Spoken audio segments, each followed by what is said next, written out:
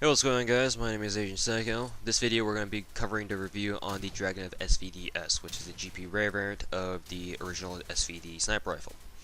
So, quickly going into the general statistics here, or the general information here in of the SVDS in game. It is now available at Command Sergeant Major 3, which originally before the reboot operation was available, or you could unlock at Major 5. So that is a huge rank drop in terms of accessibility, which is great since Nexon did make a lot more guns more readily available. So Command Sergeant Major 3 is not so much of a pain in the ass to get in terms of rank. It's a lot better than Major 5 anyway. It does cost 29 or 20,000 or 2090 2090 GP for one-day rentals, which is only 10 GP more inexpensive than the original price at 2100 GP. Oh yeah, thanks Nexon, you're the best. I just tried combining the words best and greatest. That turned out well.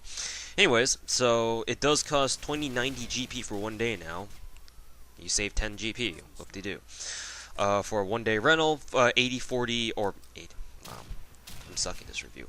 840 NX for one day purchase and 22,680 NX for a permanent purchase. And also, it can be customized in all three aspects: piston, barrel, and trigger, in case you care about that too. Now, going into the stats of the Dragunov SVDS, the damage on the SVDS is at a 95, portability of 45, rate of fire 20, accuracy of 93, and recoil of 70. So basically the only thing that changed here was a damage, which really you should really only care about for most guns anyway. If there's a damage increase, then it's always great.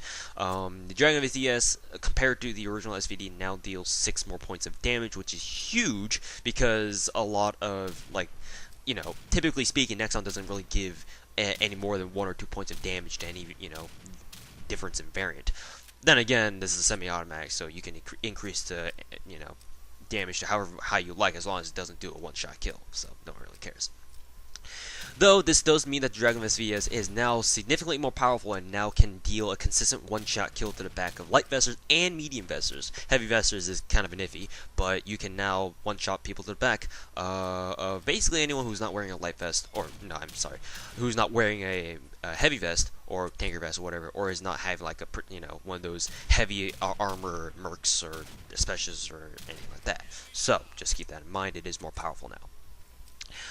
Other things that I do want to mention, let's see here. One thing I didn't mention in the previous reviews is the fact that all Dragunov variants up to this point have 10 rounds in the magazine and 30 rounds in reserve. So just be aware of that you do have a lot of ammunition with the SVDS, because it is a semi-automatic sniper rifle, and most semi-automatic sniper rifles do have a lot of ammo with them.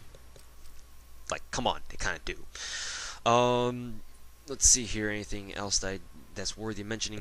The Dragunov SVDS does look very similar to the original Dragunov SVD Black. Both of them are do have black paint jobs, and the one giveaway tale that you can tell, or you can use to differentiate the SVDS from the Dragunov Black, is the fact that the SVDS has a folding stock. Both the SVD and the SVD Black have fixed butt stocks, whereas the SVDS does have a folding butt stock.